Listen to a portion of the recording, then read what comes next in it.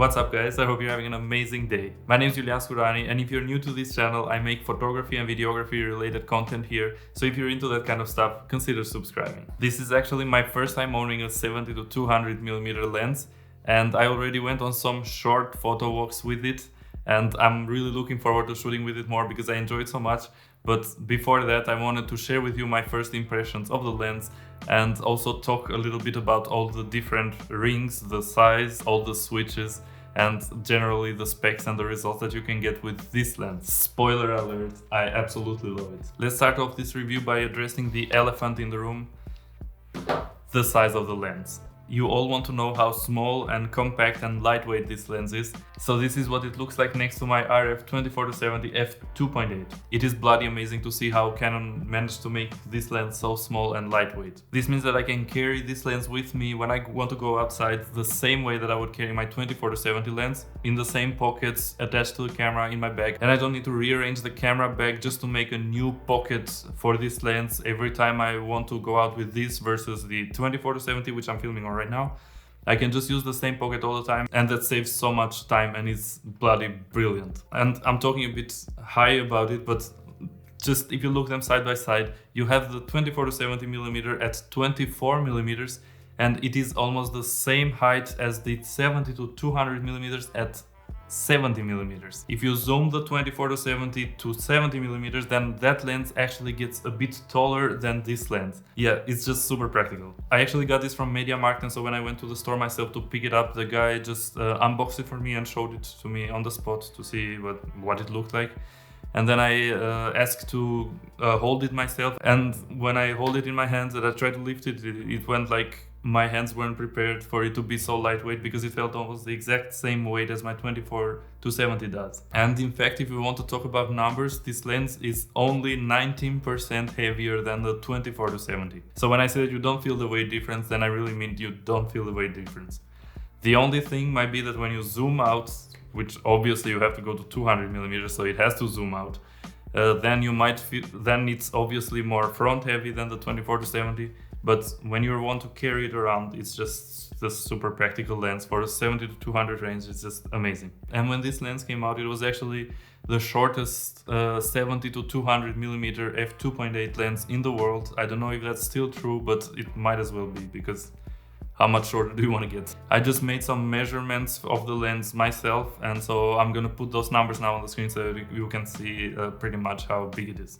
Moving on, this lens has the same 77mm diameter at the front, just like the EF version does.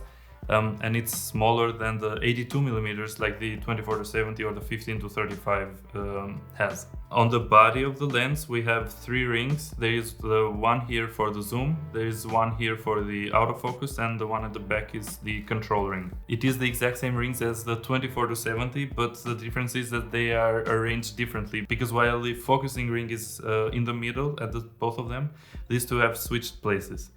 In the 24-70, the zoom ring is at the back and the control ring is at the very front, but this is different. And actually I found it a bit confusing when I was using it the first time, because, well, first of all, I was expecting the ring to be at the front, but even when I got used to it being at the back, I would still confuse it with the focus ring, because when you're holding it in the camera, it is easier and more natural for your fingers to land on the focusing ring than it is for them to land here at the very back at the control ring.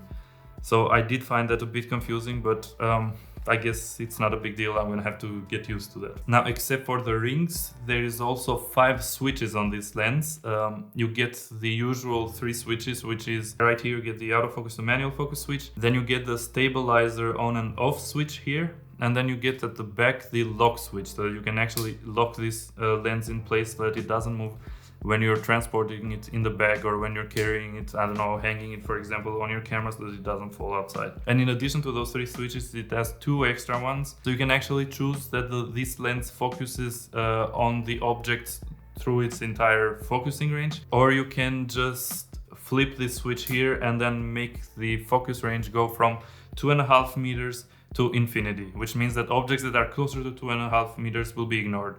And this is used if you know, for example, if you're shooting street and you're shooting objects that are far from you, like people that are far from you, then you can flip this switch and then it helps make the focusing faster. And I noticed that when I went on the photo walk myself, I didn't really go through the lens, I just put it in camera and went to shoot. And when I saw that how it was behaving and I saw the switches, then I tried to move it from full to 2.5, and then I really could notice the difference. And the last switch is right here. It is a switch to select between 3 different modes of stabilization. The first mode is where the stabilizer works in all directions. So you should use this mode when taking photos of subjects which are standing still. Then you have mode number 2, which is used for panning subjects, because this lens is used a lot for sports photography and a little bit for wildlife as well.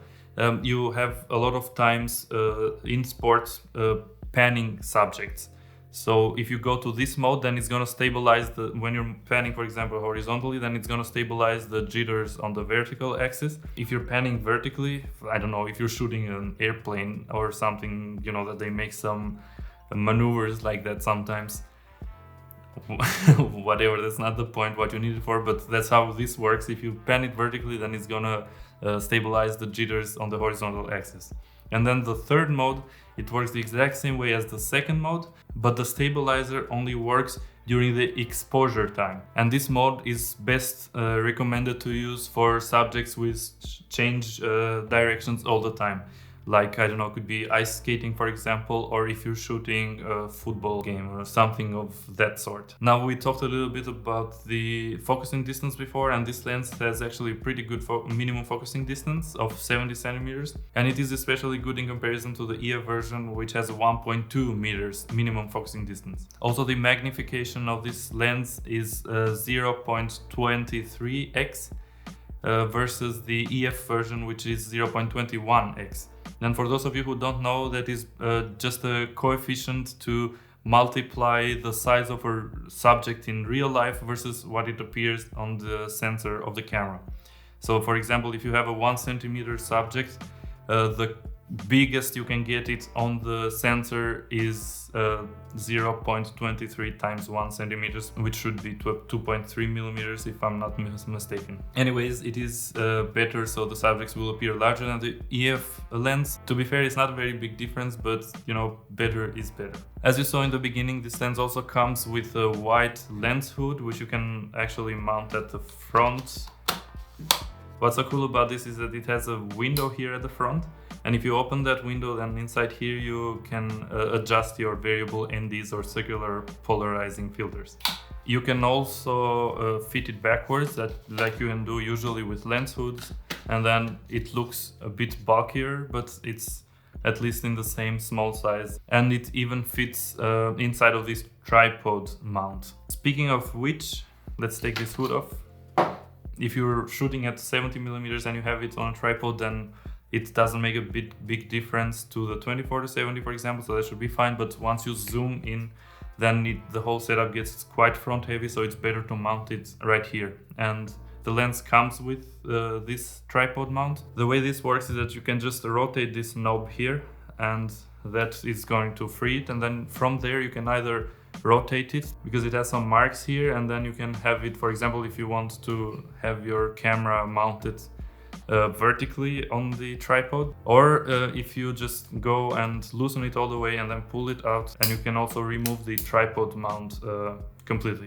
Now let's briefly talk about image quality, sharpness, background blur, and bokeh. I mean, to me it looks amazing. Obviously the 70-200mm, the focal range already gives you a lot of compression in the background, so you have a blurry background already.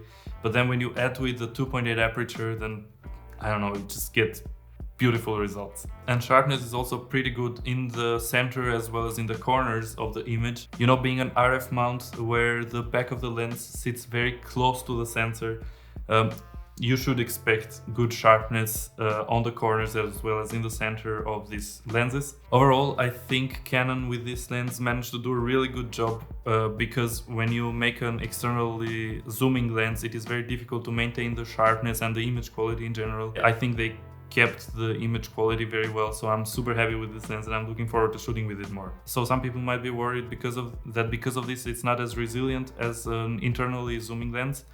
And I can understand that, but it's supposed to be weather sealed as well as protected from dust, so I don't know. We'll see how that goes. I have no comments about that. Perhaps in some months I'm gonna do another review of the lens, but until that point I will definitely do some POV videos with this lens shooting street photography.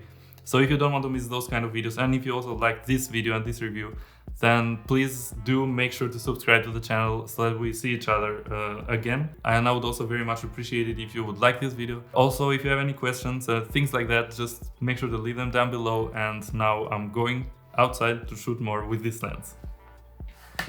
Peace.